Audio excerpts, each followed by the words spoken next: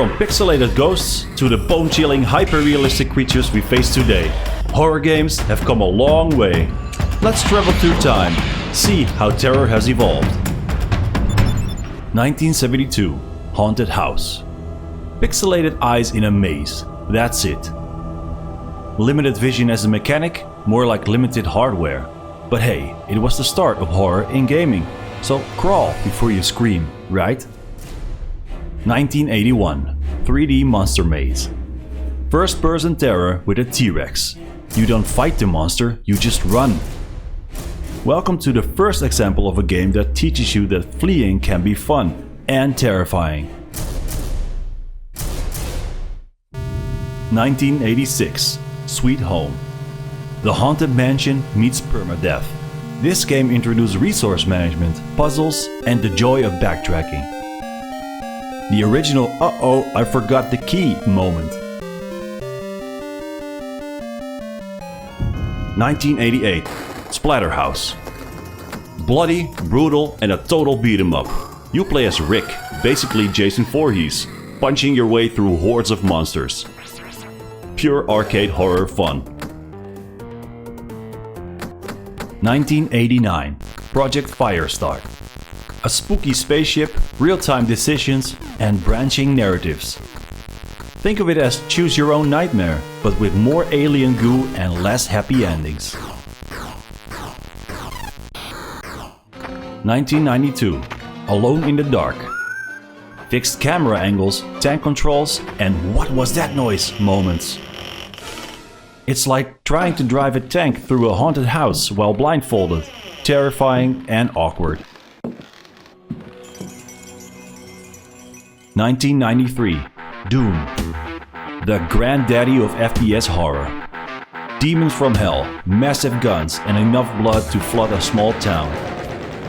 Doom made running and gunning terrifying. 1995, Clock Tower. This one took stalking horror to a new level with its relentless scissor man. One wrong move and snip snip.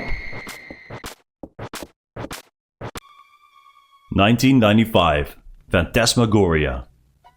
A point-and-click horror movie you play.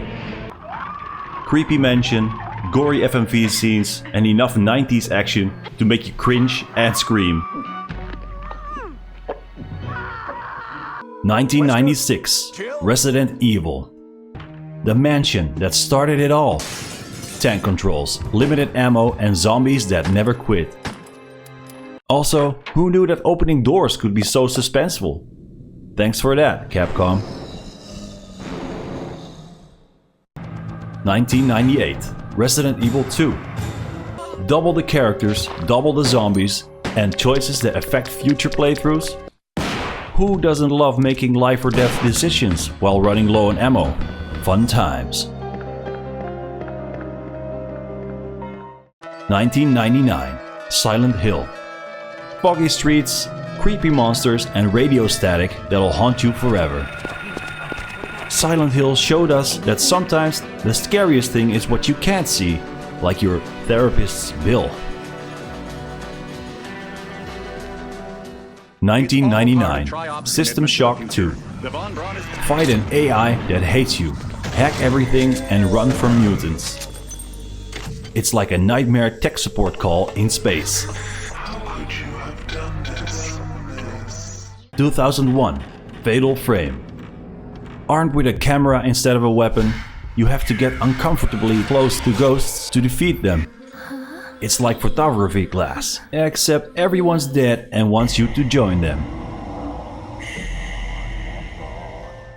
2001, Silent Hill 2. James hunts for his dead wife in a foggy town. But what he finds is Pyramid Head and a lot of trauma. Mama, I was looking for you. 2002, Eternal Darkness. This game didn't just mess with your character, it messed with you. The sanity meter broke the fourth wall, making you think the game crashed. Turns out, it was just playing with you. 2004, The Suffering.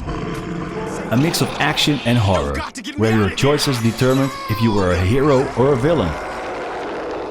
Pro tip: monsters are scarier when they're tied to your worst personal traumas. I know you would have kept us safe. 2005, F.E.A.R. Bullet time and ghostly apparitions. F.E.A.R. married high-octane action with paranormal scares, featuring one of the most terrifying little girls in video game history. 2005, Resident Evil 4. The over-the-shoulder camera changed everything, and Leon Kennedy's hair stayed perfect while fighting a village full of chainsaw-wielding maniacs. No more tank controls, now you can panic in style. 2006, Dead Rising. Zombies in a mall, and your weapon of choice could be literally anything? Why use a gun when you have a lawnmower? 2007, The Darkness. You play as a mob hitman who's possessed by an ancient demonic force. And the only thing scarier than your enemies is the voice in your head that gives you tentacles. You are nothing but my puppet. 2008, Dead Space. Strategic Dismemberment was the name of the game. The rule: don't shoot for the head, shoot for the limbs, while screaming. 2009, Left 4 Dead 2. 4 survivors, fast zombies and special infected that make teamwork a must. Just don't be the one who gets caught by the witch. 2010, Amnesia: The Dark Descent. No weapons, just hiding and screaming. Amnesia perfected run and hope you don't die mechanics. 2011, Dead Island. A tropical paradise, until the zombies crash the party. You're stuck crafting makeshift weapons and praying your paddle doesn't break mid-swing. 2012, Slender: The 8 Pages. Collect pages, avoid Slenderman, and whatever you do, don't turn around. Simplicity proved to be terrifying. 2013, Outlast. Armed with nothing but a camcorder, you're forced to sneak past deranged asylum inmates. The true horror, that night vision battery life. 2014, Alien Isolation. This one did what no other Alien game has done before. Capture the sheer terror of being hunted by one perfect killing machine. You can hide, but the xenomorph will find you. 2014, Five Nights at Freddy's. Survive killer animatronics using nothing but security cameras and sheer panic. FNAF proved that jump scares and creepy robots could fuel endless nightmares. And a whole franchise. 2015, Until Dawn. This slasher-inspired game gave players a choose-your-own-adventure horror experience. With choices that directly impacted who could survive until dawn. Butterfly effect, baby. 2015, SOMA. A sci-fi horror that makes you question what it means to be human, while you're being chased by killer robots. Fun existential dread. 2016, Layers of Fear. A psychological horror trip where your house and sanity melt faster than a bad art project. If the walls start screaming, it's just another Tuesday. 2017, Resident Evil 7, Biohazard. First-person terror with a moldy southern family that makes your worst Airbnb nightmare look like a luxury spa. Where do you think you're going? 2018, Visage. A haunted house, a sanity meter, and ghosts that make you regret every step. This game isn't just scary, it's a slow burn nightmare that sticks with you. 2019, Resident Evil 2 Remake. What in God's name? The classic returns with updated graphics, better controls, and more terrifying zombies. Leon's hair, once again, perfect. Think I could fit it in my schedule?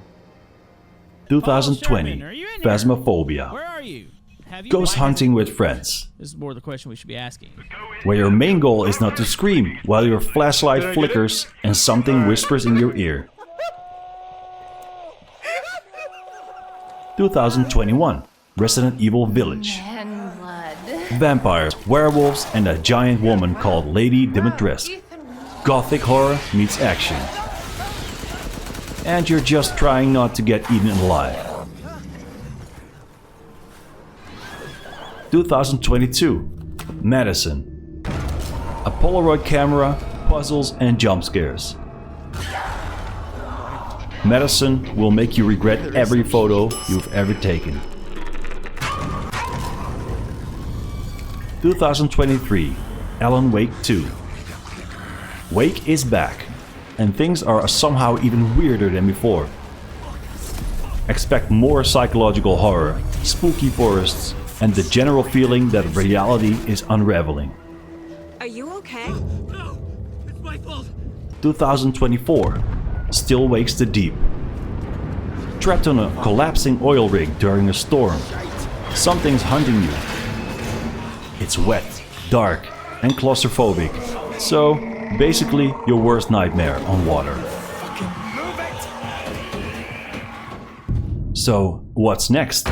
The future of horror gaming looks even scarier with advancements in AI, procedural generation, and VR. Expect enemies that adapt to your tactics, AI-driven stories that learn your fears, and VR experiences so immersive you'll be afraid to take off the headset.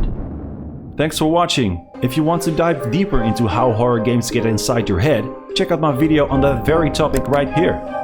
Stick around for more horror gaming content. Stay safe and keep that flashlight close.